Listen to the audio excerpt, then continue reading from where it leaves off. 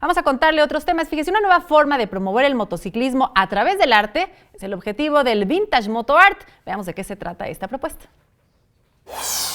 Arte es el nuevo concepto del motociclismo. Reúne a los mejores artistas nacionales e internacionales y a los mejores talleres de México.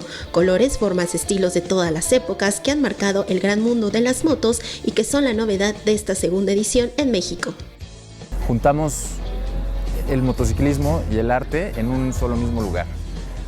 Nos encanta la pasión, nos encanta el viajar, nos encanta el olor a gasolina que producen las motocicletas. Y esta pasión es tan grande que nos lleva a hacer justamente este festival que está inspirado en los festivales que hacen en Francia, en Estados Unidos, y también dar a reconocer toda la buena mano de obra y todos los constructores que existen aquí en México.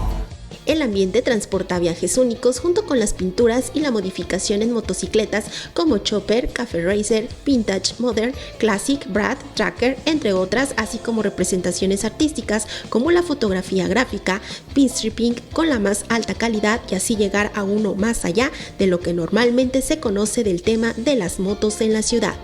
La parte del arte, nosotros hacemos una exposición de arte. Y el tema son las motocicletas, donde tenemos escultura, que son las máquinas, tenemos fotografía, serigrafía, ilustración, instalación, tenemos una instalación y gestionamos con los artistas. Hay algunos que ya producen con el tema de motocicletas y otros que no, entonces, pero que se interesan por el tema, ¿no? Entonces les pedimos que hicieran una pieza especial. Es así como se reúne este nuevo estilo dentro del mundo del motociclismo con fusiones de arte, vanguardia, pasión y creaciones originales para obtener la moto de sus sueños. Con imágenes de Jorge Barajas, María José Valencia, 21 Noticias.